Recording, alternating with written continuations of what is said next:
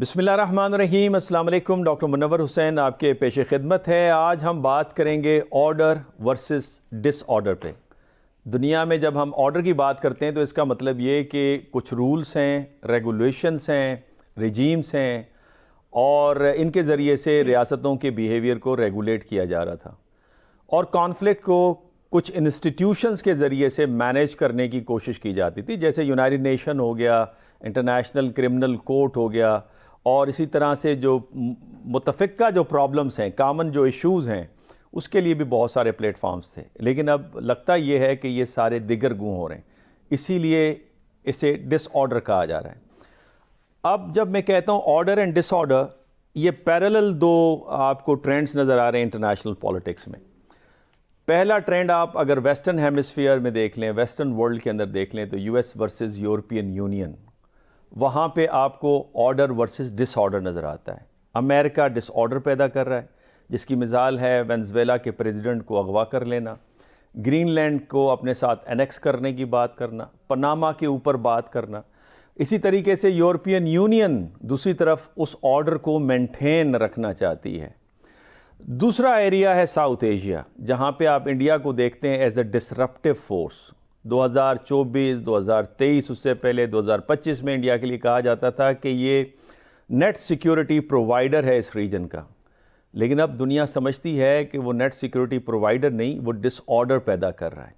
जिस तरह से अफ़गानिस्तान में उसने एक दहशत गर्दी का सिलसिला गर्म किया हुआ है Pakistan, Iran, central Asia, even China के लिए, और दूसरी तरफ वो मुदाखलत करते नज़र आता है बांग्लादेश, श्रीलंका, नेपाल, भूटान, मालदीव्स और यहाँ तक के पाकिस्तान के अंदर भी।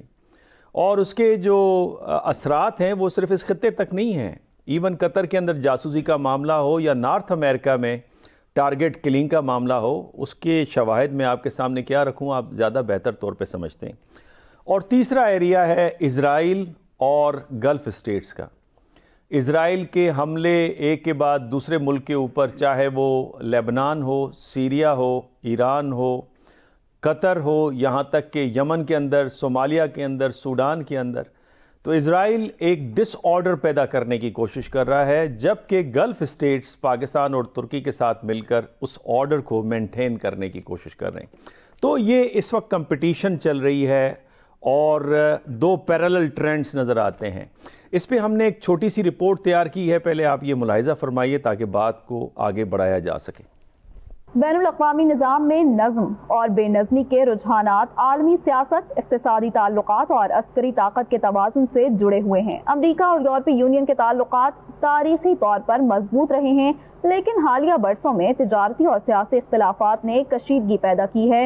यूरोपीय ममालिक अमरीका के साथ तिजारती मुआहिदों में ताख़ीर कर रहे हैं, जबकि अमरीका आलमी मालियाती और सियासी पॉलिसीज़ में यूरोप को मुकम्मल ताउन देने में मोहतात है। इस कशीदगी के बायस आलमी मालियाती मंडियों और बैनुल-अक़वामी क़वानीन के नफाज में गैर यकीनी सूरत हाल पैदा हुई है। दूसरी जानिब चीन और अमरीका के दरमियान ताकत का मुकाबला आलमी निज़ाम के लिए एक बड़ा चैलेंज है। टेक्नोलॉजी, दिफा और तिजारती ताल्लुकात में इख्तिलाफात दोनों ममालिक के दरमियान अदम एतमाद पैदा कर रहे हैं। अमरीका की जानिब से चीनी टेक्नोलॉजी और सेमीकंडक्टर्स पर पाबंदियाँ, जबकि चीन की आलमी इक़्तिसादी असर व रसूख बढ़ाने की कोशिशें बेनज़मी के इम्कानात को बढ़ा रही हैं। जनूबी एशिया में पाक भारत ताल्लुकात में सरहदी झड़पें, दहशत गर्दी के खतरात और सियासी इख्तिलाफात ने खित्ते में अदम इस्तेहकाम पैदा किया है। दोनों ममालिक की अस्करी ताकत और आलमी ताउन में इख्तिलाफात के बायस नज़्म ज़ब्त कायम रखना मुश्किल हो गया है। पाकिस्तान ने अपनी खारजा पॉलिसी में तवाज़ुन बरकरार रखने की कोशिश की है, लेकिन खित्ते में कशीदगी बढ़ रही है। इसराइल और खलीज ममालिक के ताल्लुकात, ईरान के असर रसूख और अमरीका की मुदाखलत भी आलमी अमन पर असर डाल रही है। मौजूदा बैनुल-अक़वामी निज़ाम में इस्तेहकाम और अदम इस्तेहकाम एक दूसरे के साथ मुसलसल जदोजहद में हैं। अमरीका, यूरोप, चीन, भारत, पाकिस्तान और मशरिक़ वस्ता के ममालिक के इक़दामात आलमी इस्तेहकाम या गैर यकीनी सूरत हाल के इम्कानात को बढ़ा या कम कर सकते हैं। आलमी मुआशी, सियासी और अस्करी तवाज़ुन बरकरार रखने के लिए مؤثر تعاون اور واضح پالیسیز کی ضرورت ہے۔ ناظرین، نہ فقط یہ بلکہ 3 ایسے ایریاز ہیں جہاں پہ آرڈر اینڈ ڈس آرڈر نظر آ رہا ہے۔ ایک تو پالیسیز کے حوالے سے، جس کا میں نے پہلے بھی ذکر کیا کہ پریزیڈنٹ ٹرمپ چاہتے ہیں کہ وہ اپنی مرضی کے مطابق کچھ علاقوں کو اپنے ساتھ انیکس کر لیں، لیکن اس کے ریئیکشن میں یورپ بھی چائنا کی طرف اور سم ایکسٹینٹ انڈیا کی طرف دیکھنا شروع ہو گیا ہے۔ دوسرا، پاور ایکویشن کے اندر تبدیلی آپ کو نظر آ رہی ہے، اور جب میں پاور ایکویشن کی بات کرتا ہوں تو اس صورت میں امریکہ کی currency as a global trade کے اندر کرنسی کے طور پہ استعمال ہونا تقریباً 40% سے نیچے تک آ گئی ہے۔ خود امریکہ $38 ٹریلین کا مقروض ہے، $6 بلین یومیہ لاس برداشت کر رہا ہے، قرض اٹھا رہا ہے، جبکہ دوسری طرف چائنا $1.2 ٹریلین ٹریڈ سرپلس کے ساتھ آگے موو کر رہا ہے۔ ٹیکنالوجی کے میدان میں آؤٹ آف 65 58 میں چائنا لیڈ کر رہا ہے۔ اسپیس کے اندر چائنا کا جو بیدو سسٹم ہے وہ اس وقت تک سب سے زیادہ جدید ترین ہے، اور 2030 تک امریکہ کا GPS سسٹم ریٹائر ہو جائے گا اور چائنا کی مناپلی اسپیس کے اندر قائم ہو جائے گی۔ نہ فقط یہ، اس کے ساتھ ساتھ جو چائنیز پرسپیکٹو ہے انٹرنیشنل ریلیشنز میں CGTN کے ذریعے وہ بھی ہمارے سامنے آ رہا ہے، تو مختلف چیز بورڈز میں امریکہ کا ڈکلائن ہمیں واضح طور پہ نظر آ رہا ہے۔ تیسرا ہے الائنس میکنگ۔ اب الائنسز چینج ہو رہے ہیں۔ تیسرا امپورٹنٹ ایریا ہے جہاں پہ US، انڈیا اور اسرائیل ایک پیج پر نظر آتے ہیں۔ دوسرے لفظوں میں Machiavellian politics, Chanakya school of thought اور جوشوا فلسفی ایک پیج کے اوپر نظر آ رہے ہیں۔ دوسری طرف EU under the leadership of France دوسرے پیج پہ نظر آ رہے ہیں۔ اور جب میں EU کی بات کرتا ہوں تو پہلے سنیے کہ پریزیڈنٹ ٹرمپ کی سٹیٹمنٹ کیا ہے اور پھر EU کے لیڈرز کی سٹیٹمنٹ کیا ہے۔ سنیے پریزیڈنٹ ٹرمپ کیا فرماتے ہیں۔ How stupid were we to do that? And then after the war, which we won it big. Without us, right now you'd all be speaking German and a little Japanese perhaps. After the war, we gave Greenland back to Denmark. How stupid were we to do that? But we did it. کل کے دوست آج کے وہ little stupid partners کہلا رہے ہیں، لیکن اس پہ EU کے لیڈرز کا کیا ریئیکشن ہے یہ بھی ملاحظہ فرمائیے۔ We do prefer science to plotism, and we do prefer rule of law to brutality. The fact is, Trump only respects force and strength and unity. That's exactly what Europe should demonstrate right now. I would like to confirm that they are an ally, but then they have to behave like an ally. You live in a time of monsters. Yeah. And it's up to him to decide if he wants to be a monster, yes or no. Let me put this in words you might understand. Mr. President, great powers have begun using economic integration as weapons. Tariffs as leverage, financial infrastructure as coercion, supply chains as vulnerabilities to be exploited. But when we only negotiate bilaterally with a hegemon, we negotiate from weakness. We accept what's offered. We compete with each other to be the most accommodating. This is not sovereignty. It's the performance of sovereignty while accepting subordination. اس پہ مزید ہم بات کریں گے اور یہ دیکھیں گے کہ یہ معاملات کہاں اور کس کروٹ بیٹھتے ہیں۔ کیا جو ڈس آرڈر پیدا ہو رہا ہے اس کو ہم آرڈر میں تبدیل کر پائیں گے؟ اور جب میں آرڈر کی بات کرتا ہوں تو اس کا مطلب یہ ہے کہ کیا نیا آرڈر آ پائے گا؟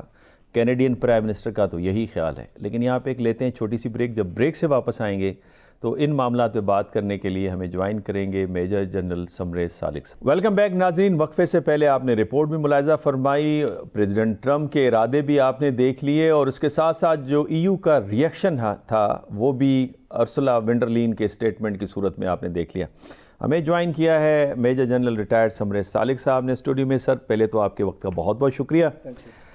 سر پہلے تو آپ یہ بتائیے کہ یہ دو پیرالل ٹرینڈز آرڈر ورسز ڈس آرڈر ہمیں نظر آ رہا ہے، آپ کے نظر میں کیا آپ کو لگتا ہے کہ آرڈر گراؤنڈ گین کر لے گا یا ڈس آرڈر پریویل کرے گا، اور جب ڈس آرڈر آتا ہے تو انفیکٹ پھر ایک گلوبل وار کی شکل اختیار کر لیتا ہے؟ تھینک یو ویری مچ، آپ نے مجھے اپنے پروگرام میں مدعو کیا۔ سب سے پہلے میں آپ کو اور آپ کی ٹیم کو اپریشیٹ کرنا چاہوں گا کہ وائل ہمارے mostly talk shows over politicized ہیں، تو آپ ایک ایسے ٹاپکس کو پکڑ رہے ہیں جو کہ گلوبل لیول پہ ڈیولپ ہو رہے ہیں، اور آج کل کی گلوبلائز ورلڈ میں ہم ان سے ڈیٹیچ نہیں رہ سکتے۔ तो रियली नाइस ऑफ यू कि आप एजुकेशन बेस्ड प्रोग्राम्स कर रहे हैं। देखिए, अब दुनिया में एक ट्रांजिशन आ रही है जिसको कैनेडियन प्राइम मिनिस्टर ने बल्कि रप्चर का नाम दिया। It is not a transition, it is rather a rupture. बहुत इंटरेस्टिंग टाइम्स में हम रह रहे हैं जहाँ पे कि एक डिक्लाइनिंग पावर जो को चैलेंज किया जा रहा है एक राइजिंग पावर की। और हमें पता है कि थुसिडाइडीज़ ट्रैप के मुताबिक जब भी इस तरह की ट्रांजिशन आती है तो एक प्रोबेबिलिटी होती है वॉर की। और 15 दफ़ा जो इस तरह की चेंजेस आ चुकी हैं उसमें 11 दफ़ा जंगें हो चुकी हैं, सिर्फ 4 दफ़ा जंगें नहीं हुई। इस दफ़ा दुनिया जो है it is holding it's breath, keeping it's fingers crossed कि यूएस और चाइना के दरमियान वॉर ना हो। लेकिन मैं ये समझता हूँ कि over period of time war की शक्ल चेंज हो गई है, कैरेक्टर चेंज हो गया है। हम वॉर को कंसीव करते हैं in terms of bombs and explosives and air Reds, where as जो रेवलरी इंडिया यूएस और चाइना में चल रही है वो टैरिफ वॉर भी वॉर है, ट्रेड वॉर भी वॉर है, सो वेरियस डोमेन्स में वो चल रही है। अभी जो आपने बात की ऑर्डर और डिसऑर्डर की, मैं आपको ले जाना चाहूँगा 2001 में जब 9/11 हुआ और US was the soul super power, अभी भी सोल सुपर पावर है ऑल्दो बीइंग चैलेंज्ड। तो प्रेसिडेंट बुश ने उस वक्त एक एक्सिस ऑफ ईवल ड्रॉ किया था जिसमें इंक्लूडेड था ईरान, इराक और नॉर्थ कोरिया, कि ये तीनों ममालिक जो है वो वेपन्स ऑफ मास डिस्ट्रक्शन हासिल करने की कोशिश कर रहे हैं और दुनिया की जो पीस है that is in danger because of them. मेरे नज़दीक सिंस देन अब जो टाइम बदल गया है उसमें यूएस मुझे विजिबली जो नज़र आता है कि वो आउट ऑफ इट्स फ्रस्ट्रेशन, जिस तरीके से वो ट्रांजिशन हो रही है उसकी फ्रस्ट्रेशन और एजिटेशन और रिएक्टिव होने की वजह से US is rather being seen amongst the forces of disorder. उस वक्त यूएस कहता था कि मैं फोर्सेस ऑफ ऑर्डर हूँ और जो अपोजिंग फोर्सेस हैं they are forces of disorder. मैं आज अगर एपेक्सेस ऑफ ईवल ड्रॉ करना चाहूँ तो मैं कहूँगा इंडिया, इज़राइल और यूनाइटेड स्टेट्स। ये वो ममालिक हैं जो कि अभी तक क्लैश ऑफ सिविलाइजेशन, हंटिंगटन की जो थ्योरी है उससे नहीं हट पा रहे। इस्लाम वर्सेस क्रिश्चियनिटी, इस्लाम वर्सेस जुडाइज़म, इस्लाम वर्सेस हिंदुइज़म, तीनों जो मज़ाहिब हैं ये इकट्ठे हो रहे हैं इस्लाम के ख़िलाफ़। तो मेरे नज़दीक फोर्सेस ऑफ ऑर्डर उसी सूरत में प्रिवेल करेंगी अगर वो countries like China, Russia, they start playing a proactive role और वो फोर्सेस ऑफ डिसऑर्डर को चैलेंज करना शुरू करें, फिर ही जाके हमें ये हो सकता है कि यहाँ पे फोर्सेस ऑफ ऑर्डर जीत सकें। अच्छा, वैसे जनरल साहब ये आपने बड़ी खूबसूरत बात की, ये जो आपने नेक्सस बताया, मैं देख रहा था लिंडसे ग्राम जो कि बहुत करीबी हैं प्रेसिडेंट ट्रंप के, बल्कि उनके तर्जुमान समझिए, और नियोकॉन्स और वो जो ज़ायनिस्ट लॉबी है उसको लीड करते नज़र आते हैं। उनका कहना है कि ये जंग जो है हमारी वो मुसलमानों के ख़िलाफ़ है। अच्छा, अमित शाह भी इसी किस्म के बयानात देते नज़र आते हैं और जो नेतन्याहू है वो भी ये समझते हैं कि इस खित्ते के अंदर जो मुस्लिम्स हैं उनको हमने टारगेट, जब वो टर्की और पाकिस्तान को टारगेट करने का मतलब तो यही है कि मुस्लिम कंट्रीज़ है ना, कोई और किसी और को तो वो चैलेंज समझते नहीं हैं। ये आपने बिल्कुल बजा फरमाया कि ये एक्सेस ऑफ ईवल है। आपको लगता है कि जब आप कहते हैं कि इस वक्त फ्रस्ट्रेशन नज़र आ रही है यूएस के अंदर, तो इसमें दो वेरिएबल्स और ज़्यादा नुमायाँ हैं। एक एप्स्टीन फाइल जिसके लिए नेतन्याहू कहता है कि I know how to manipulate the American presidents, और ये लुइंस्की के केस में भी हुआ था प्रेसिडेंट क्लिंटन के दौर में कि जब उसका मामला उठा तो प्रेसिडेंट क्लिंटन ने इराक में जंग शुरू करवा दी थी। दूसरा, उन्हें बीमारी है डायमेंशिया की, वो भी इंक्रीज हो रही है कह रहा है। ये दो चीज़ें ऐसी हैं जो उनके अंदर मज़ीद फ्रस्ट्रेशन लाती हैं और यानी प्रिडिक्टेबिलिटी जो अमेरिका के एक्सटर्नल बिहेवियर में था वो इरोड होते नज़र आ रही है। तो आपको लगता है ये दो वेरिएबल्स काम कर रहे हैं अपनी जगह? डॉक्टर साहब, दो चीज़ें, एक तो है प्रेसिडेंट ट्रंप की पर्सनालिटी जिस तरीके से आपने उनमें आइडेंटिफाई किया एप्स्टीन फाइल्स, और दूसरा उनका जो डिमेंशिया के इशू है। दूसरा है यूएस एज अ स्टेट कि देखें जब भी एक पावर ग्रो करती है तो उसका एरिया ऑफ इन्फ्लुएंस और एरिया ऑफ इंटरेस्ट एक्सपैंड करता है। इस वक्त मेरे नज़दीक यूएस का एरिया ऑफ इंटरेस्ट और एरिया ऑफ इन्फ्लुएंस कॉन्ट्रैक्ट कर रहा है रादर दैन एक्सपैंडिंग, क्योंकि US is compelled to focus on western hemisphere. Western hemisphere वो रीजन है जो 1823 में थ्रू मोनरो डॉक्ट्रिन यूएस का एक्सक्लूसिव जोन डिक्लेयर किया गया था। अभी आप देखें, चाहे वो वेनेजुएला के प्रेसिडेंट को वहाँ से पिक करना है, چاہے پیناما کینال کا ایشو ہے، چاہے گرین لینڈ کا ایشو ہے، چاہے کینیڈا کے ساتھ کانفلکٹ کے ایشوز ہیں، چاہے یورپ کے ساتھ کانفلکٹ کے ایشو ہیں. These are all linked with the erstwhile Monroe doctrine, جس کو ابھی ڈونرو ڈاکٹرین کے نام سے کہا جا رہا ہے. تو میرے نزدیک یو ایس جو ہے وہ ویزیبلی ایجیٹیٹڈ ہے، بیکاز اگر یوکرین اور کریمیا میں جا کے NATO was knocking at the back door of Russia. So اب چائنا اور Russia are knocking at the back door of the US in Venezuela, in Panama, in Greenland. So Western Hemisphere کے بارے میں اس وقت US زیادہ frustrated اور worried ہے rather than the world. میرے نزدیک US جس طریقے سے کوشش کر رہا ہے کہ وہ باقی جنگوں کو کم کرے اور اپنی جنگوں کے اوپر فوکس کرے. So in my view this itself shows اگر ایک پاور ہے اس کو صرف اپنی پاور کو پروو کرنے کے لیے ایک ایکشن کرنا پڑے اور دنیا کو بتانا پڑے کہ I am the only power who can extricate a president from a country. I think itself speaks کہ دے آر لوزنگ. آپ نے بجا فرمایا، لیکن پاکستان کے اندر تو یہ اب نیریٹو چل رہا ہے کہ امریکہ از دا اونلی سپر پاور، اور اسی وجہ سے یعنی لوگ ایک میڈیا کے اندر جو کنسٹرکشن ہے نیریٹو کی، بعض اوقات اس کے اوپر ہنسی بھی آتی ہے اور انفیکٹ رونا بھی آتا ہے. یا پہ ناظرین ہم انٹرنیشنل جو ہیڈ لائنز ہیں وہ بھی آپ کے سامنے رکھنا چاہیں گے کہ اس وقت جو میجر نیوز پیپر ہیں انٹرنیشنل میڈیا کے حوالے سے وہ اس ساری ڈیولپمنٹ کو کس طرح سے دیکھتے ہیں، اس پہ بات کرتے ہیں. سب سے پہلے ہم ڈسکس کرتے ہیں بی بی سی کو. بی بی سی کی ہیڈ لائن ہے UAE says it will withdraw from Yemen after Saudi strike on separatist held port. اس کے حوالے سے جنرل صاحب یہ بات ہو رہی تھی کہ سعودیہ نے بڑا کلیئر کٹ میسج دیا ہے UAE کو کہ آپ اپنی فورسز کو ودرا کر لیجئے، ادروائز یہ جنگ آپ تک بھی آ سکتی ہے، جس کے باعث UAE کے پریزیڈنٹ دوڑے دوڑے انڈیا پہنچے اور انڈیا کے بھی ہاتھ پاؤں پھول چکے تھے.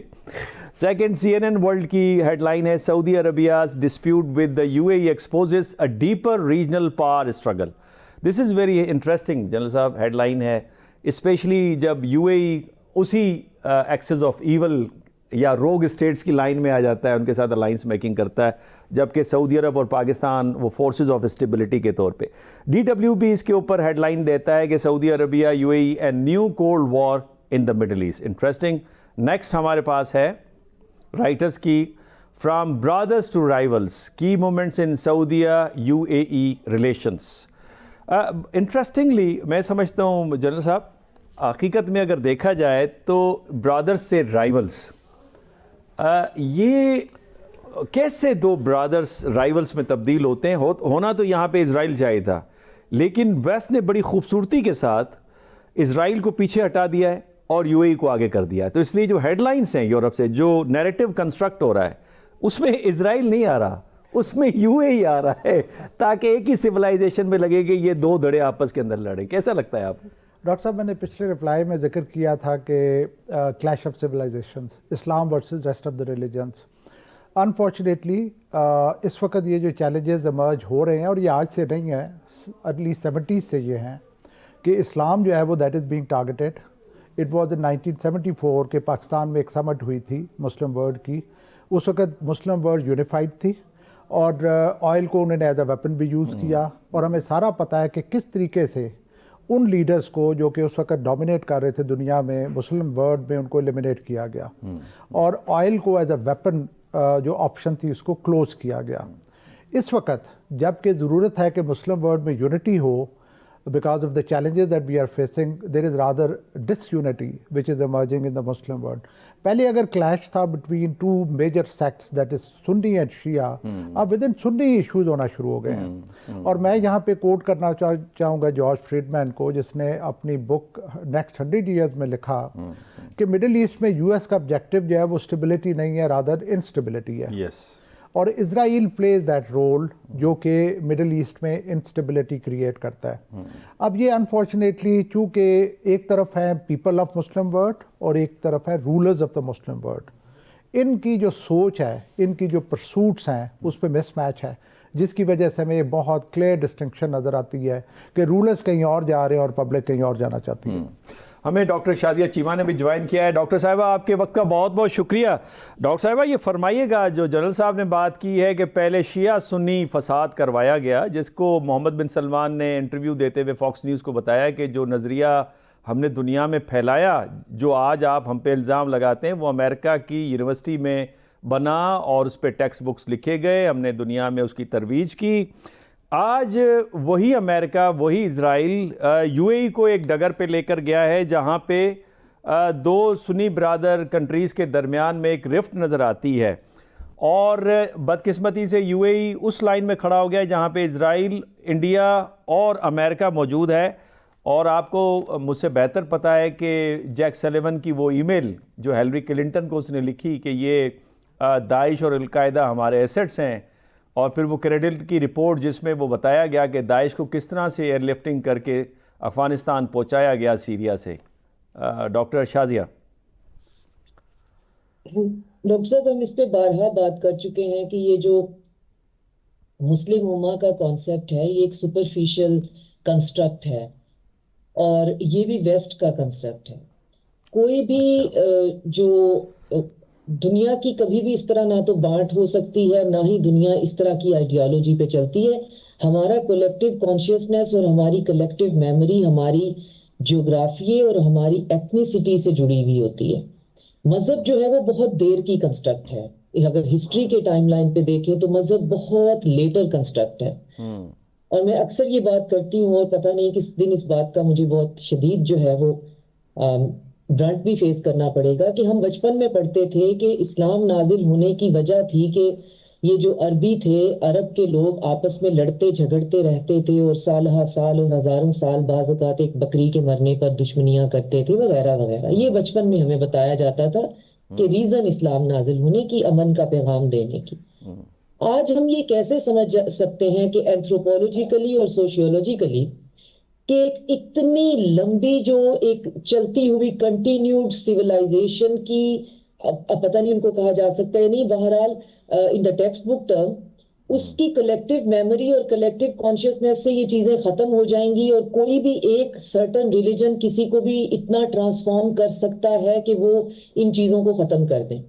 تو یہ بہت ایک سپرفیشل سی بات ہے. ہم نے جب تک اب تو خیر ہم سمجھ گئے، ہم تھوڑا اس لفظ کو استعمال بھی کم کرتے ہیں. جب ہم بہت کرتے تھے، خاص طور پہ جب آپ نے دیکھا کہ وار آن ٹیرر جو ہے اس کا پورا منترا ہی یہ تھا کہ جو ہے وہ اسلام، بردر اسلامی ملک، بردر اسلامی ملک. اگر آج ہمیں غزہ کے جینوسائیڈ نے یہ نہیں بتایا کہ برادر اسلامی ملک کوئی چیز نہیں ہے، ہر چیز بائی لیٹرل ہے اور ہر کسی کے اپنے انٹرسٹ ہیں، تو پھر پتہ نہیں ہمیں کب یہ چیز سمجھ میں آئے گی. تو اچھا، ویسے ڈاکٹر صاحبہ یہ جو آپ نے بات کی ہے کہ یہ کنسٹرکٹ ہے، ویسے تو لبرلزم اور اسلام میں جو بنیادی فرق ہے وہ ہے یہ کہ لبرلزم نیشنلزم کی بات کرتا ہے، اسلام از ٹاکنگ اباؤٹ امہ. اور یہاں پہ کسی حد تک مطابقت نظر آتی ہے اسلامک فلسفی کی ود دا مارکسسٹ فلسفی، جو کہ گلوبل سوسائٹی کی بات کرتا ہے جہاں پہ کلاس لیس سوسائٹی ہو، نیشنلزم کی بات نہیں کرتا. لیکن یہ جو آپ نے بات فرمائی کہ مفادات ہیں ریاست کے اور بائی لیٹرل ریلیشن شپ ہوتی ہے، امہ کوئی چیز نہیں ہوتی، یہ جو نیریٹو ہے یہ بھی تو ویسٹ سے کنسٹرکٹ ہو کے آیا نا، اور اسی کی بنیاد پہ تو انہوں نے ایکسپلائٹ کیا. مثال کے طور پہ گلوبل ساؤتھ کی یونٹی کو بھی اسی سے ہٹ کرتے ہیں، اور سویلائزیشن کے اندر جو یونٹی نظر آتی ہے اسے بھی اسی سے ہٹ کرتے ہیں. تو آپ کو نہیں لگتا کہ یہ جو bilateral interest based relationship ہے جس میں پاور کا حصول اصل مقصد ہے، جس کو ہینز مارگن تھا اپنی کتاب پالیٹکس امنگ نیشن میں کہتا ہے، تو یہ بھی ویسٹ نے کنسٹرکٹ کر کے دیا ہے. اور یہی وجہ ہے کہ ہم نے بڑی آنکھیں بند کر کے فوراً دستخط کر دیے پریزیڈنٹ ٹرمپ کی وہ جو کمیٹی انہوں نے بنائی ہے، جو باڈی بنائی ہے پیس کی، اللہ کرے وہ چلے. کل بھی رات کو آپ سے اس پہ گفتگو ہو رہی تھی، اور وہ میں نے آپ کو ایک لطیفہ بھی سنایا تھا جاوید چودھری صاحب کا، جس میں انہوں نے کہا تھا کہ وہ ایک شیر اور لگڑ بگڑ اور ایک لومبڑ نے مل کے شکار کیا، اور اس شکار کے بعد شیر صاحب نے پوچھا لگڑ بگڑ سے کہ ہاں بھائی بتائیں اس کی تقسیم کیا ہوگی. تو لگڑ بگڑ نے کہا بھائی تقسیم تو بڑی واضح ہے، ہم تینوں نے مل کے شکار کیا ہے، تینوں کا برابر حصہ ہوگا، 3 حصوں میں تقسیم ہوگا. شیر کو غصہ آیا، اس نے رکھ کے تھپڑ مار دی. لگڑ بگڑ اللہ کو پیارے ہو گئے. جب لومبرڈ سے پوچھا تو لومبرڈ صاحب نے کہا کہ جناب اس کے 3 ہی حصے ہوں گے، لیکن ایک صبح آپ کے ناشتے کے لیے، ایک دوپہر کے کھانے کے لیے، ایک رات کے کھانے کے لیے. تو یہ وہی ریاست پر مبنی ڈاکٹر صاحبہ وہی تو بیانیہ ہے کہ ہمیں اپنے مفاد کے لیے چلنا چاہیے. کوئی جسٹس نہیں ہے، کوئی موریلٹی نہیں ہے، کوئی انٹرنیشنل لاء نہیں ہے. ڈاکٹر صاحب ہم 2 چیزوں کو مکس کر رہے ہیں. یہ ایک بالکل ڈیفرنٹ تھیری ہے، اس پہ ڈیفرنٹ اینگل بات ہو سکتی ہے. میں جو عرض کر رہی ہوں وہ یہ ہے کہ فارسی یا ایرانین سیولائزیشن اور ایتھنیسٹی ایک زیادہ ڈیپر کنسٹرکٹ ہے رادر دین ریلیجن کے. اس کا اپنا ایک رول بہرحال موجود ہے. تو ایرانی جو ہیں وہ چاہے ایرانین ہونے پہ زیادہ اکٹھے ہو سکتے ہیں، ایک مذہب کی بنیاد پہ شاید وہ اتنے نہ ہوں. اور گلف میں جو ہم نے خاص طور پہ مڈل ایسٹ میں ہم نے دیکھا ہے کہ اسلام میجورٹی ہونے کے باوجود بھی ان کو اکٹھا نہیں کر پایا. یہ آج بھی اسی طرح ان کا کولیکٹیو کانشیسنیس آپریٹ کرتا ہے جیسا آج سے ہزاروں سال پہلے یا پری اسلام کرتا تھا. تو اس کا مطلب ہے کچھ نہ کچھ تو ڈیپ ڈاؤن ہے. سعودی عربیہ اور UAE کو بھی اگر ہم دیکھیں کہ جی یہ ہمیں آج پتہ ہمیں آج نہیں چلا، پتہ ہمیں اس سے پہلے چل گیا ہوا تھا. آج ہمیں تھوڑا سا یہ فیل ہو رہا ہے کہ ہمیں اپنے جو سینسرشپ کے سیلف سینسرشپ کے گارڈز ہیں وہ تھوڑے سے ہم لوور کرنے کی آج ہمیں مارجن مل رہا ہے، تو آج ہم کہہ رہے ہیں. تو یہ آپس میں ان کی کوئی آج کی تو نہیں ہے، یہ تو آپس میں ایک دوسرے کا ان کو ہمیشہ سے ہے کہ ہم ایک دوسرے کے ساتھ جو ہے ایک دوسرے کی منارکیز جو ہیں ہم نے ان کے لیے پرابلم کریٹ کرنا ہے، ہم نے اپنی منوپلی کریٹ کرنی ہے، اور ہم نے ایک دوسرے سے لڑتے جھگڑتے ہی رہنا ہے. اور اس لڑنے جھگڑنے میں ایک جو ملک ہے جو تھوڑا سائز میں چھوٹا ہے، اس نے خود کو سیکیور کرنے کے لیے اپنے جو مفادات ہیں وہ الائن کر لیے بہت زیادہ اسرائیل کے ساتھ. اور اسرائیل کی طرف کی جتنے بھی سوچ ہے جس کو آپ پھر ویسٹرن سوچ کہتے ہیں، جسے ٹرو لبرل ڈیموکریسی یا گلوبلسٹ سوچ کہتے ہیں، انہوں نے اس کے ساتھ کر لیے. اور باقی جو ہے وہ کافی عرصے تک ریلکٹنٹ رہے. اور اس ریلکٹنس میں یہ ہے کہ آج ان کو تھوڑا سا ایک سٹیپ بیک رک جانے پہ کوئی پرابلم نہیں ہے کہ وہ یہ کہہ رہے نہیں جی ہم نے تو ابراہیم اکارڈ بھی سائن نہیں کیا ہوا تھا، نہیں جی ہم تو اتنے بھی ساتھ نہیں تھے. تو آپ اتنے دور بھی نہیں تھے، ساتھ نہیں تھے. تو اگر آپ سب بہت دور ہوتے تو آپ کا حال بھی آج ایران والا ہو رہا ہوتا یا عراق جیسا ہو چکا ہوتا. تو بہت دور جانے والوں کو تو بہت جلد سمیٹ لیا جاتا ہے. تو میں صرف شاید کھل کے نہ سب بتا سک رہی ہوں، لیکن میرا پوائنٹ یہ ہے ڈاکٹر صاحبہ کہ جب بھی ہم یہاں اس سینیریو کو یہ ضمناً میرے ذہن میں یہ سوال آ رہا ہے کہ یہ جو ہم نے اس وقت پریزیڈنٹ ٹرمپ کی جو پیس ڈیل ہے، پریزیڈنٹ ٹرمپ کو یہ کریڈٹ جاتا ہے کہ غزہ کے اندر انہوں نے قتل و غارت رکوائی، حالانکہ پچھلی ایڈمنسٹریشن نے یہ نہیں رکوا سکے تھے، پریزیڈنٹ ٹرمپ نے رکوائی، ان کو کریڈٹ جاتا ہے. لیکن ان کا یہ جو گورننگ باڈی ہے یا پیس باڈی ہے، اس کو جوائن کرنے کا مطلب یہ تو نہیں ہے کہ یہ ایک راستہ ہے جو کہ بالآخر وہ ابراہیم اکارڈ کی طرف جائے گا. کل رات جب آپ سے بات ہوئی تو ظاہر ہے ہم ڈھونڈ رہے تھے. آج پھر میں یونیورسٹی گئی، میرے پاس تھوڑا ٹائم تھا، تو میں نے پھر کچھ ادھر ادھر سنیفنگ سٹارٹ کی. تو ڈاکٹر صاحب پھر دیکھیں ہم نے ڈھونڈ ہی لیا کہ یہ بورڈ آف پیس ہے کیا. تو اس پہ پہلے بات کر لیتے ہیں. تو اس کی جناب باقاعدہ ایک ویب سائٹ ہے جس کے اوپر اس کا لوگو ہے، اور وہ کچھ یونائٹڈ نیشن سے ملتا جلتا ہے، اور یہ ایک انڈیپینڈنٹ باڈی ہے. اگر آج ہم اپنے ناظرین کے لیے اس کو ایک NGO سے کہیں تو زیادہ بہتر ہوگا، سمجھنے میں آسانی ہوگی. تو ٹرمپ کا پرسنل ذاتی وینچر ہے بورڈ آف پیس. اس کا کسی اسٹیٹ سے ایون USA سے کوئی لینا دینا نہیں ہے. وہ تاحیات اس کے چیئرمین ہیں، اور اس کا ایک چارٹر ہے، اس کی ممبرشپ ہے جیسے ایلیٹ کلب کی ہوتی ہے، بڑے بڑے کلبز کی ہوتی ہے. تو یہ ممبرشپ جو ہے وہ ملکوں کو آفر کی جائے گی. ٹرمپ کے پاس یہ اختیار ہوگا کہ وہ ممبرشپ کسی بھی وقت کینسل کر دیں یا کسی کو تاحیات دے دیں. یہاں پہ مجھے ویسے ڈاکٹر صاحبہ یہ جو آپ نے بات کی نا، جیسے ہمارے ایگزیکٹو کلبز ہوتے ہیں جس میں ممبرشپ لے کر امیر جا سکتا ہے، غریب نہیں جا سکتا. کہ یہاں پہ ایک چھوٹی سی ناظرین بریک لیتے ہیں. جب بریک سے واپس آئیں گے تو انڈیا ایز اے ڈسرپٹر اور Pakistan as a force of stability in South Asia, اس پہ گفتگو کریں گے. یہاں پہ لیتے ہیں ایک چھوٹی سی. ویلکم بیک ناظرین. وقفے سے پہلے ڈاکٹر شازیہ چیمہ بات کر رہی تھی کہ یہ اپنے تخت کا قیام کرنا ہے جو پریزیڈنٹ ٹرمپ نے پیس باڈی کا اعلان کیا ہے. مجھے یاد پڑتا ہے شاہ جہان نے اپنے باپ اورنگزیب نے اپنے باپ شاہ جہان کو اندر جیل میں قید کر دیا تھا، اور یہ واقعہ ہے 1658 میں، اور یہ آگرہ کا فورٹ تھا جہاں پہ اسے قید کیا گیا۔ تو اورنگزیب نے پوچھا بابا سے کہ آپ کو کوئی تکلیف تو نہیں ہے؟ انہوں نے کہا نہیں جی کوئی تکلیف نہیں ہے، مجھے چند شاگرد مجھے لا دو تاکہ میں انہیں کچھ پڑھاؤں۔ تو اورنگزیب نے کہا کہ اس کا مطلب یہ ہوا کہ ابھی بھی آپ کو بادشاہت کا شوق ہے، لگتا ہے کہ پریزیڈنسی ختم ہو جائے گی پریزیڈنٹ ٹرمپ کی، لیکن بادشاہت کو برقرار رکھنے کے لیے انہوں نے یہ ایک باڈی بنائی ہے جس کا نام ہے پیس باڈی، جو دنیا کو لک آفٹر کرے گی، اور بڑی مہنگی اس کلب کے اندر ممبرشپ نظر آ رہی ہے۔ اس پہ ہم بات کریں گے، لیکن پاکستان اور انڈیا پہ بات کرتے ہیں، ساؤتھ ایشیا پہ۔ بہت ایک اہم ڈیولپمنٹ ہوئی ہے، اور وہ یہ کہ انڈیا نے ایک لیٹر آف انٹینٹ سائن کیا ہے یو اے ای کے ساتھ۔ جب میں یہ بات کرتا ہوں نا کہ ٹرائی پولر ورلڈ ہے اور ایک پول کو امریکہ لیڈ کر رہا ہے جس میں انڈیا اور اسرائیل اس کے اسٹریٹجک پارٹنرز ہیں، اس میں دو اور نچلی سطح پہ پارٹنرز ہیں، افغانستان جو ہمیں تنگ کرنے کے لیے ہے، اور یو اے ای جو مڈل ایسٹ کے اندر ڈسرپشن کا اس وقت باعث بن رہا ہے۔ تو اس پہ جو پاکستان کا جو کردار ہے وہ بھی بڑا واضح ہے۔ اس پہ مائیکل کوگل مین پاکستان کے اوپر بات کرتے ہوئے کیا فرما رہے ہیں، یہ بھی سنیے۔ We've seen Pakistan really increase its role on the global stage. It's become a country that is being talked about, not in negative ways, but in positive ways. We're hearing terms like net security provider, peace guarantor, being attributed to Pakistan, particularly in the context of its activities in the Middle East.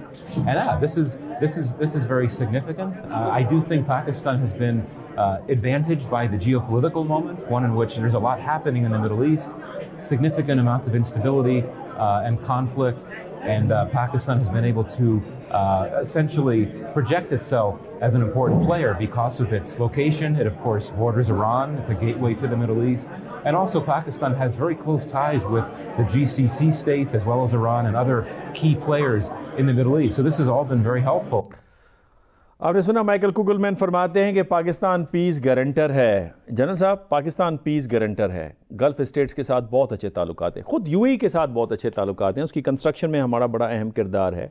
تقریباً 20 لاکھ سے زائد پاکستانی وہاں پہ worker کے طور پہ کام کر رہے ہیں، اور اس سال بھی کہا جا رہا ہے کہ 8 لاکھ پاکستانی جائیں گے گلف اسٹیٹس میں، اور بڑا شیئر سعودی عرب اور یو اے ای اٹھائیں گے۔ لیکن اس کے باوجود بھارت کے ساتھ اسٹریٹجک ٹائز کا قیام کرنا وجہ کیا ہے؟ ڈاکٹر صاحب، یہ بہت بڑا ٹوسٹ آیا ہے۔ انڈیڈ کے یو اے ای کے ساتھ ہمارے بڑے اچھے تعلقات ہیں۔ یو نو اٹ کے کراچی کی پورٹ میں بھی ان کی انویسٹمنٹ ہے، فوجی فاؤنڈیشن میں بھی ان کی انویسٹمنٹ، ابھی ریسنٹلی وی آر ہیئرنگ کہ جو 1 بلین تھا وہ سواپ اوور ہوگا فار انویسٹمنٹ ان فوجی فاؤنڈیشن۔ سو اس میں کوئی شک نہیں کہ ہمارے بڑے اچھے تعلقات رہے ہیں، لیکن جب سے یہ یمن کا ایشو ایمرج ہوا ہے جہاں پہ کہ سعودی عربیہ اور یو اے ای کے کانفلکٹ آف انٹرسٹ آئے ہیں، تو اس کے بعد سے بہت ریپڈ چینجز آئی ہیں۔ یو اے ای جو ہے وہ گریویٹیٹ ہوا ٹورڈز انڈیا، اور بیسیکلی اس کی وجہ یہ ہے کہ وہ اگر پاکستان سعودی عربیہ کے نزدیک ہے اور سعودی عربیہ اور یو اے ای کے درمیان کانفلکٹ آ رہا ہے، تو یو اے ای نے ڈیفینیٹلی ایک دوسرے کیمپ میں جانا ہے جو کہ اس سے دور ہو، اور وہ ڈیفینیٹلی انڈیا کی طرف گئے ہیں۔ جیسے آپ نے شروع میں کہا کہ انڈیا کو میں خود بھی ایک ڈسرپٹر اور ایک ٹربل کریٹر دیکھتا ہوں، کیونکہ ایور سنس 1947 انڈیا جو ہے وہ وکٹم ہے، ایک تو اپنی چھوٹی سوچ کا۔ اٹ ہیز بین سیڈ کہ انڈیا بڑا ہے لیکن انڈیا گریٹ نہیں ہے، اس کی سوچ بڑی نہیں ہے۔ یہ ہمارے ریاض کھوکھر صاحب اللہ انہیں جنرل سی پڑھے، ان کی اسٹیٹمنٹ تھی۔ انڈین ڈپلومیٹ خود کہتے ہیں کہ انڈیا سفرز فرام این اگلی image of big brother being boorish, condescending and overbearing towards its neighbors. میرے نزدیک انڈیا جو ہے اس نے اپنے تمام نیبرز کو پریشان کر کے رکھا ہے، اور انڈیا کی ہمیشہ سے ریویژنسٹ پالیسی رہی ہے، starting from annexation of Goa, Hyderabad, Sikkim, lately Kashmir, تو وہ ہمیشہ سے ریویژنسٹ ماڈل پہ رہا ہے۔ انڈیا جو South Asia it also suffers from Kautilyan dictum, جس پہ چانکیا کہتا ہے کہ اگر اس طرح کی اسٹیٹ جہاں پہ ایک جائنٹ ہو which is surrounded by smaller states, تو یہ اسی طریقے سے ہوتا ہے جیسے ایک بڑی مچھلی چھوٹی مچھلیوں کو کھا جاتی ہے، تو وہ چھوٹی مچھلیاں انسیکیور فیل کرتی ہیں۔ اچھا، یہ ہمیشہ سے ہے۔ مودی سے پہلے جو اندرا گاندھی تھی اس نے بھی پاور بیسڈ پالیسی رکھی ہوئی تھی ویزا وی آل نیبرنگ نیشنز۔ اچھا، ان کا ترہ امتیاز بھی یہ تھا کہ وہ مندروں میں بہت جاتی تھی اپنی پبلک کو دکھانے کے لیے، یعنی وہ جو ریلیجن ہے وہ پالیٹکس میں استعمال اس وقت بھی ہوتا تھا۔ ڈاکٹر صاحب، ایک طرف تو انڈیا کو بڈ کیا جا رہا ہے ایز نیٹ سیکیورٹی پرووائڈر، لیکن انڈیا کی جو اسٹریٹجک تھاٹ ہے that is based on conflict, Chankya theory based on conflict, yes. Hindutva based on conflict, Akhand Bharat based on conflict. Yes. So India में वो capacity नहीं है from strategic thought perspective कि वो net security provider हो. Secondly, ये जो 2025 में जिस तरीके से India has been humbled by a smaller state like Pakistan, उसने भी दुनिया की आंखें खोल दी हैं. अब जो कोई इंडिया की तरफ ग्रेविटेट कर रहा है, यूएस की तो आंखें खुल गई कि इंडिया में क्या पोटेंशियल है, ईयू की भी खुल जाएंगी और यूएई की भी खुल जाएंगी इंशाल्लाह. नहीं, वैसे डॉक्टर शाजिया, आपको लगता है, डॉक्टर चीमा साहब ने भी हमें ज्वाइन कर लिया. डॉक्टर चीमा साहब, बहुत शुक्रिया आपने ज्वाइन किया.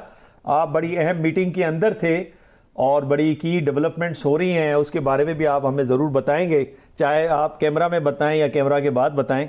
डॉक्टर चीमा, इससे पहले कि मैं डॉक्टर शाजिया की तरफ जाऊं, ये इंडिया के हवाले से आपको लगता है यूएस की आंखें खुल गई हैं या still under the carpet there is strategic partnership? EU की जो सदर हैं, उसका हमने क्लिप भी पहले चलाया, उर्सुला विंडरलीन, उन्होंने कहा हम एक बहुत बड़ी ट्रेड डील करने जा रहे हैं इंडिया के साथ.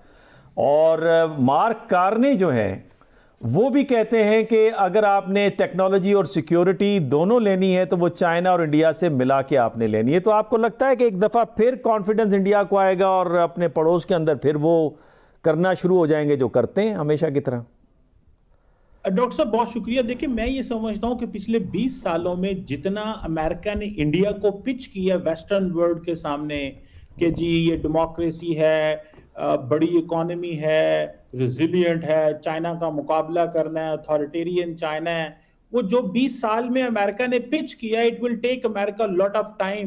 कि एक तो उस सेंस में कि अगर वो अमेरिका ने अपनी अप्रोच इंडिया के बारे में बदली भी है, और वो बदली है जो है वो अगर स्ट्रेटेजिक नोयत की है, इकोनॉमिक लेंस से कैसे बदली है, अभी ये भी पूरा नहीं पता.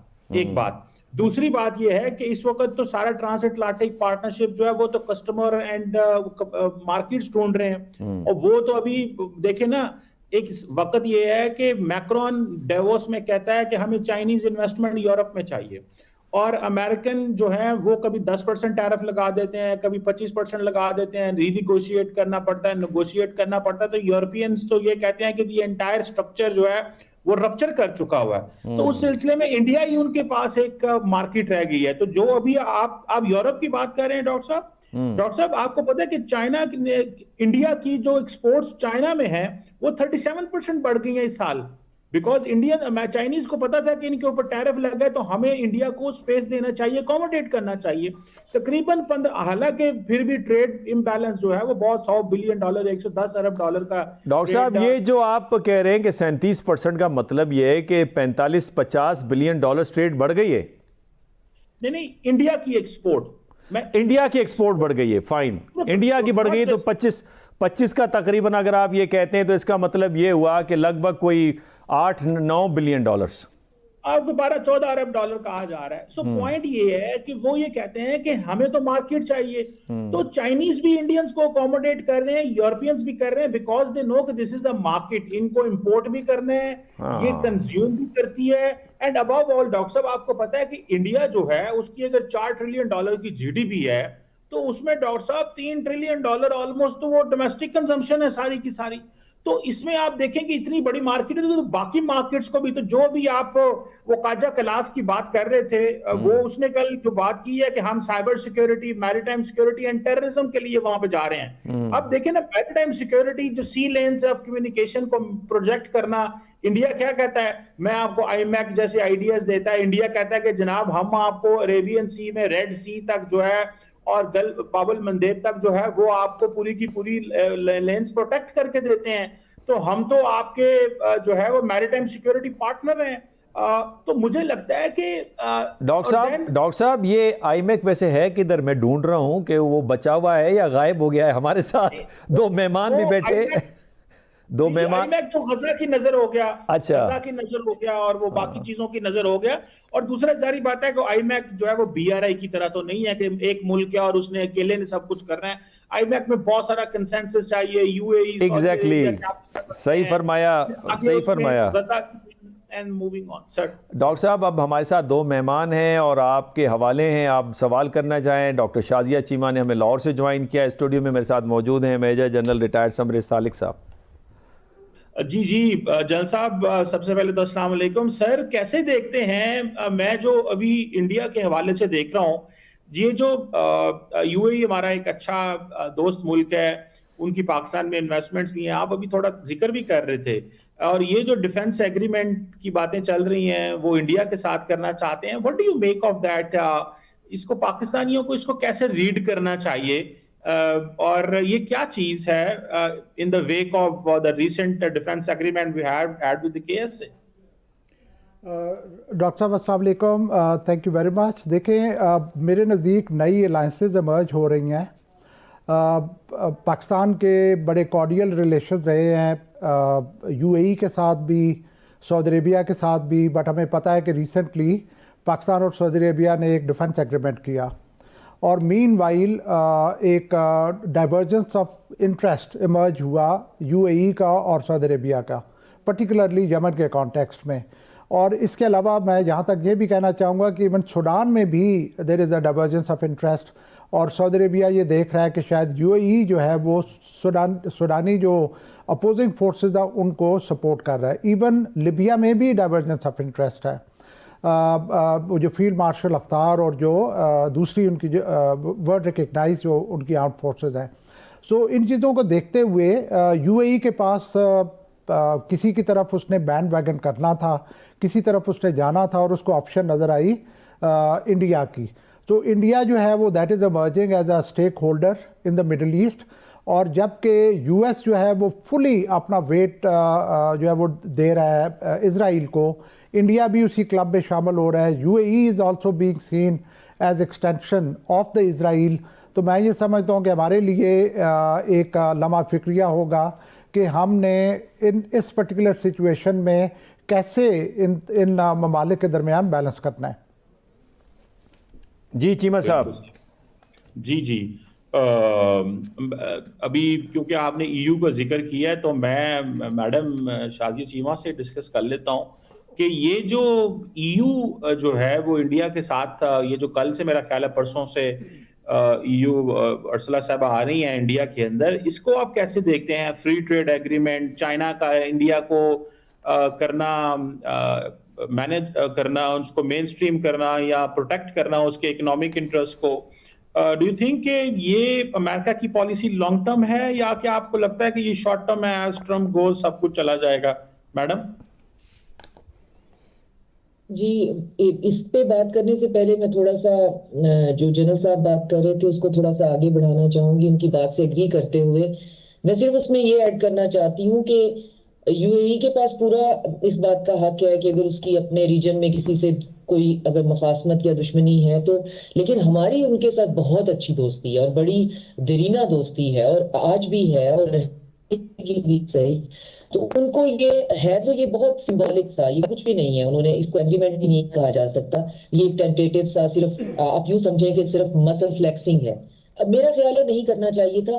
اگر انڈیا ہمارے بارڈر پہ اور ہمارا ویسرل اینیمی نہ ہوتا تو پھر تو ٹھیک تھا, ہمیں کوئی پرابلم نہیں ہے, لیکن چونکہ ان کو پھر کوئی اور پارٹی ڈھونڈ لینی چاہیے تھی. یہی مسل فلیکسنگ کے لیے کوئی اور پارٹی جو ہے وہ سعودی عربیہ کو ہی آنکھیں دکھانی تھی, ہمیں تو آنکھیں دکھانا مقصد ہی نہیں تھا, کیونکہ ہم ہمیشہ سے ان کے ساتھ ہیں. ان کو بھی پتا ہے کہ ہم نے ہمیشہ بیلنس کرنے کی کوشش کی. جہاں تک آپ کے دوسرے سوال کا تعلق ہے چیمہ صاحب, وہ ابھی یورپ صرف جو ہے نا وہ رو رہا ہے, اور میٹافوریکلی نہیں لٹرلی, اور یہی کہہ رہا ہے کہ جی ہم نے کمپلائنس کی, ہم نے جو نشان تھے, جو بورڈ تھے کمپلائنس کے اپنی کھڑکیوں پہ رکھے, لیکن ہم جانتے تھے کہ رول بیس آرڈر جو ہے وہ انٹرنیشنل لا نہیں ہے, لیکن اب جو ہے ہم وہ کمپلائنس کے بورڈ ہٹانا چاہتے ہیں. تو وہ رو رہے ہیں کونوں میں گھس گھس کے, اور ساتھ میں وہ بڑے بھائی جو ہیں ان کو تھوڑا سا یہ بتانے کے لیے کہ ہمارے پاس اور بھی بڑے راستے ہیں, تو وہ یہ ریٹورک جو ہے وہ فی الحال استعمال کر رہے ہیں. جہاں تک ان کی کیپیسٹی اور کیپیبلٹی کا تعلق ہے تو وہ یوکرین جیسے گڑھے سے بھی باہر نکلنے کی ان کے اندر طاقت نہیں ہے. نیٹو کو ڈسمینٹل ہونے کی بات ہو رہی ہے, وہ اس کو بچا پانے کے بارے میں بھی بہت زیادہ خوفزدہ ہیں, لیکن وہ بھی یہ جیسچر ضرور دے رہے ہیں کہ امریکہ اکلوتا وہ نہیں ہے, ہم چائنا کی طرف جا سکتے ہیں. چائنا کی طرف تم لوگوں کو بہت پہلے آ جانا چاہیے تھا. اور جہاں تک پھر اس پوری ایکویژن میں انڈیا کہاں فٹ ہوتا ہے, تو انڈیا دیکھیں اسی ٹریو میں فٹ ہو رہا ہے, یو اے ای, اسرائیل اور امریکہ کی. تو ہمیں آپٹکس پہ نہیں جانا چاہیے, ہمیں یہ سمجھ رکھنی چاہیے کہ یہ اگر اسی ٹریو میں فٹ ہو رہا ہے, اسی ایکویژن میں فٹ ہو رہا ہے, تو پھر یہ اس کی کسی اینٹی ایکویژن میں فٹ نہیں ہوگا, نہ پھر یہ چائنا والی ایکویژن میں فٹ ہوگا, نہ یہ رشیا والی میں. اور اگر جو ہے وہ اٹلانٹسسٹ آپس میں اگر ان کے اندر ڈرفٹ ہو جاتی ہے, تو پھر نہ یہ اس میں جو ہے وہ کہیں فٹ ہو سکتا ہے. تو یہ اسی طرح جو ہے وہ ڈاما ڈول ہی رہے گا, ٹامک ٹوئیاں ہی مارتا رہے گا, اور کہیں نہ کہیں کوئی راستے ڈھونڈنے کی کوشش کرتا رہے گا. اور وہی اس کی حالت آپ کو آج بھی دکھائی دے رہی ہے. لیکن یورپ کو بھی سنبھلنے کے لیے تھوڑا سا ٹائم چاہیے. وہ اس وقت صدمے کی کیفیت میں ہے, وہ اس صدمے سے نکلنے کا یا تو طوفان کے چھٹنے کا انتظار کر رہے ہیں, یا پھر ان کو تھوڑا سا ٹائم چاہیے تاکہ وہ اپنی گریف جو ہے وہ پروسیس کر سکے. تو اس وقت وہ جو کہہ رہے ہیں میں اس پہ کوئی خاص کان نہیں دھر رہی. ویسے ڈاکٹر صاحبہ, یہ جو صدمے سے نکلنے کی کوشش کر رہے ہیں, کیا وہ طوفان کو بھی سمجھ رہے ہیں؟ تو کیا ویدر ریڈنگ بھی کر رہے ہیں, یا ہوا میں چھتری لے کے صرف کھڑے ہوئے ہیں کہ بچ جائیں گے؟ ہمارے پاس آخری لمحات ہیں, میں چاہتا ہوں کہ آدھا منٹ سارے مہمانوں سے پوچھوں. سب سے پہلے جنرل صاحب آپ کی طرف آتا ہوں کہ پاکستان کو اس سچویشن میں کیا کرنا چاہیے؟ بیکاز بڑی فلوئڈ سچویشن ہے, انپریڈکٹیبلٹی کا زمانہ ہے, جس کو ہم کہتے ہیں کرائسس سچویشن ہے, انوملی ہے, جس کا جواب ابھی تک جو ہے ایگزسٹنگ پیراڈائم کے پاس تو نہیں ہے. تو اس صورت میں پاکستان کیا کرے؟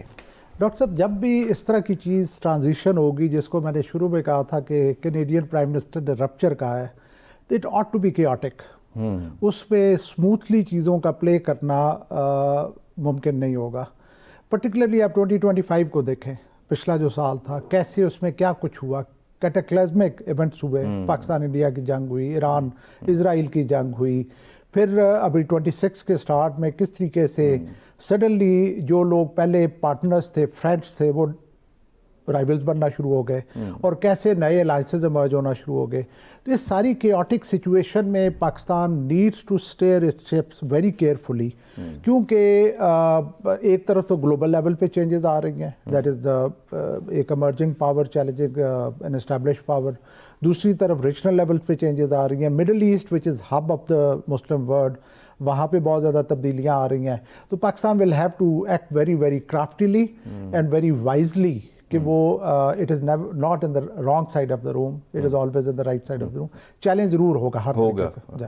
چیمہ صاحب, آپ فرمائیے گا کہ ہماری پوزیشن کیا ہے, کیا رکھنی چاہیے؟ یہ جو ہم نے بورڈ آف پیس جوائن کیا ہے, یہ بھی ایک قسم کی ریشنلٹی تو ہے, کم از کم موجودگی سے آپ اس پانی کی گہرائی تو جج کر سکتے ہیں جو کہ کرائسس کی سچویشن میں بڑا گدلا ہے, ٹرانسپیرنٹ نہیں ہے, جس سے آپ کو معلوم ہو کہ اس کی گہرائی کتنی ہے.